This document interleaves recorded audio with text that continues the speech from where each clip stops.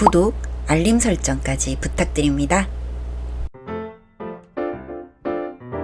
오늘도 우리 사는 이야기 찾아주셔서 감사합니다. 사연자분이 보내주신 이야기 시작해볼게요. 저에게는 누구보다 친한 고향 친구가 있었습니다.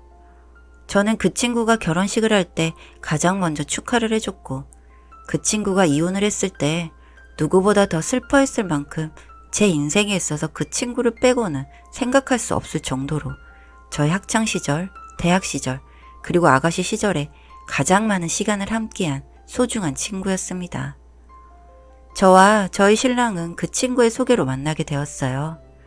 제가 20살 후반쯤에 당시 제 친구의 신랑의 친구였는데, 제 친구가 저와 신랑이 너무 잘 어울릴 것 같다고 해서 며칠간의 설득 끝에 소개팅을 한번 하게 되었고, 그 일을 계기로 연인 사이로 발전하게 되었습니다. 친구가 소개를 시켜주기도 했었고, 그 친구의 신랑이 제 신랑의 친구이다 보니 저희 4명은 자주 어울려 놀았고, 그렇게 몇 년간 지내다가 저와 신랑도 결혼을 하게 되었고, 우연히 그 친구와 같은 아파트 다른 동의 집으로 들어가게 되었습니다. 사실 신혼집을 출퇴근 거리나 금액적인 부분을 맞춰서 갔는데, 마침 그 친구네 아파트 한 곳과 시댁 근처에 한 곳이 있어서 신혼 때 시댁이 가까우면 안 좋다는 말을 많이 들어서 그 친구와 같은 아파트로 신혼집을 준비하게 되었고, 저희는 집이 해결되고 나니 다른 부분에서는 충돌 없이 결혼을 하게 되었습니다. 저희 신랑은 출장이 잦았고, 친구의 신랑은 야간 근무를 많이 하다 보니 밤이면 늘 그 친구와 저녁을 먹거나 가볍게 술을 한잔하면서 시간을 자주 보냈는데, 그렇게 2년 정도 지난 어느 날 친구가 술을 먹으면서 저에게 고민 상담을 하더라고요.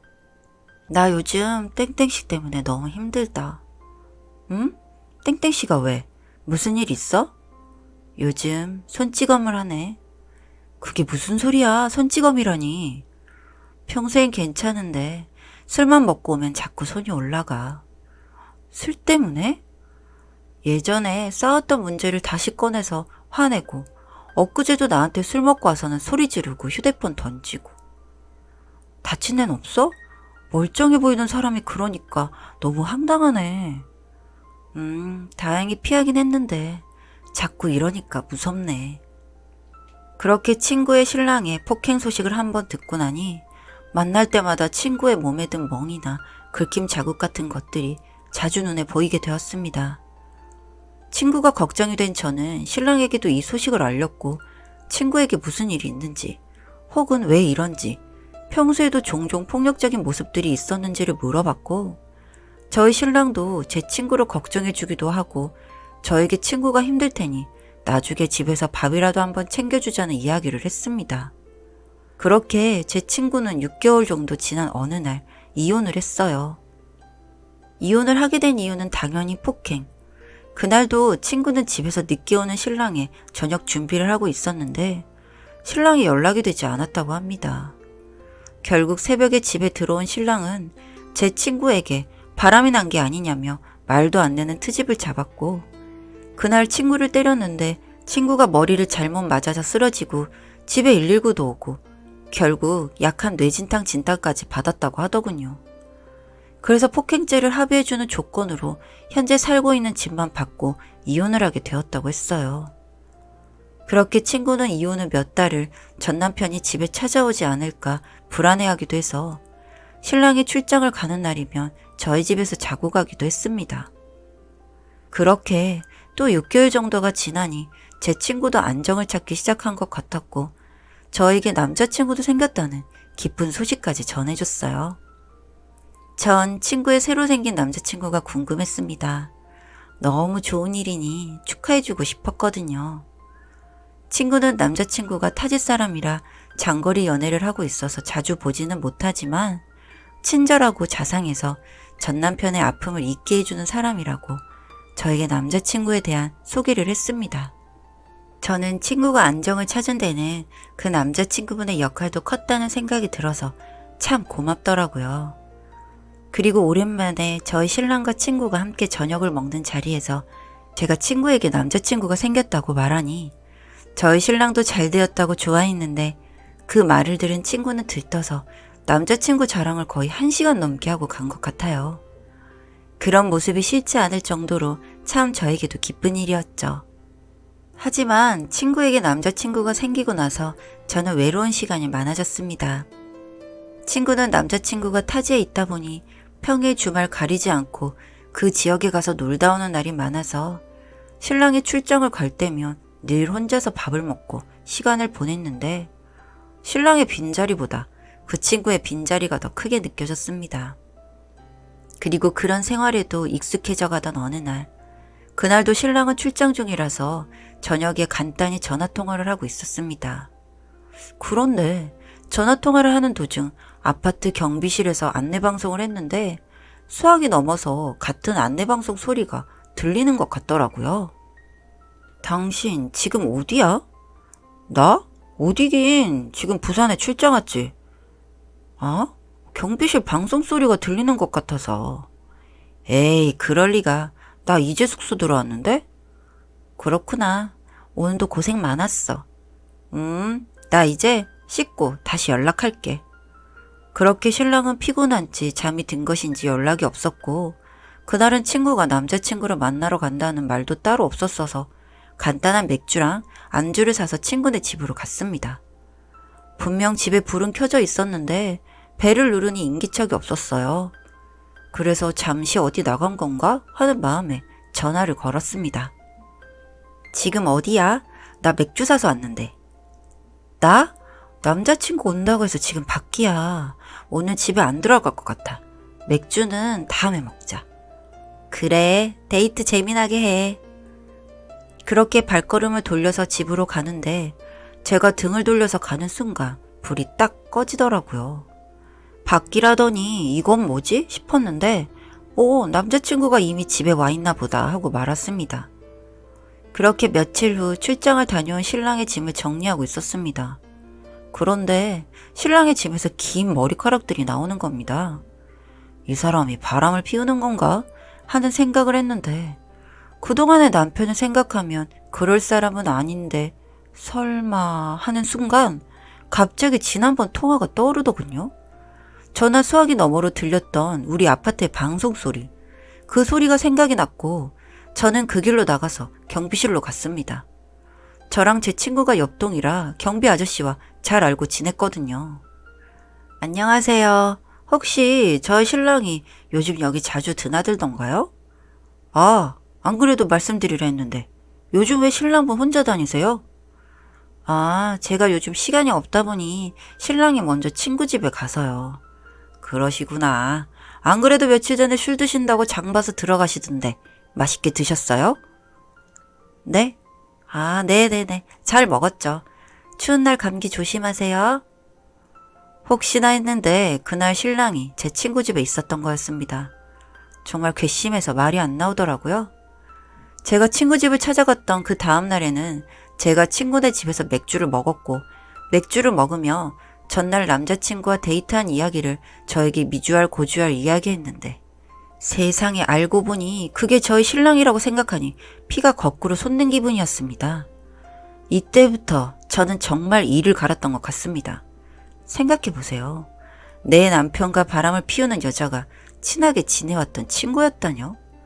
서로의 가정사정 다 알고 하루 이틀 본 사이도 아닌 그들이 어떻게 절 기만하고 그럴 수가 있냔 말입니까? 이것들을 가만두지 않기 위해선 증거가 필요했고 전 그날부터 증거를 모으기에 노력했습니다. 어느 날 밤 신랑의 휴대폰을 찾아보니 거래처라는 이름으로 장소와 시간만 적혀있는 문자가 많이 왔고 최근 문자를 보니 곧 어느 카페에서 보자는 연락이었고 저는 직감적으로 그게 제 친구일 거라는 생각이 들더군요.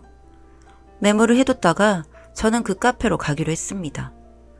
먼저 카페에 가서 잠복처럼 앉아있으니 신랑이 왔고 이윽고 친구가 들어오더군요. 둘은 옆에서 앉아서 치덕치덕거리고 뭐가 그렇게 재밌는지 까르륵거리고 있었습니다.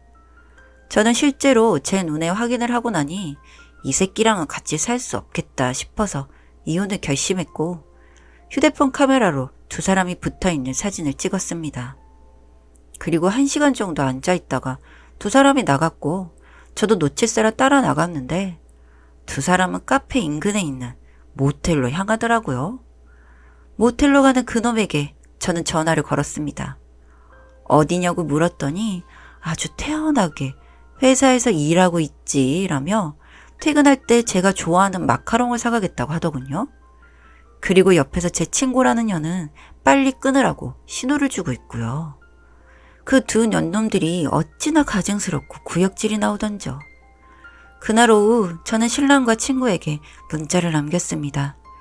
저녁을 해주려고 하니까 집으로 오라고 했죠. 아무것도 모른다고 생각한 이것들은 저 속여보겠다고 몇 분 차이를 두고 집으로 들어오더군요. 준비해놓은 마지막 밥상에서 식사를 한 후에 디저트를 먹으며 이야기를 했습니다. 여보, 우리 이혼하자 라고 했더니 그 둘은 놀란 듯 절 동시에 쳐다보더군요. 갑자기 그게 무슨 소리야? 당신이 얘랑 바람 피는 거 나 알아. 나 그렇게 바보 아니야. 이혼해. 미안해. 언제 알았어? 그게 뭐가 중요해? 이혼하자. 그리고 제 이벤트는 여기서 끝이 아니었습니다. 저는 이혼한 친구의 전 남편, 즉 제 남편의 친구였던 그 사람에게 연락을 해놓은 상태였고, 이런 이야기를 하고 있던 중 그 전 남편이 저희 집 현관문을 열고는 성큼성큼 들어왔습니다. 그리고는 친구와 제 남편을 때리기 시작했어요. 전 말리지 않았습니다.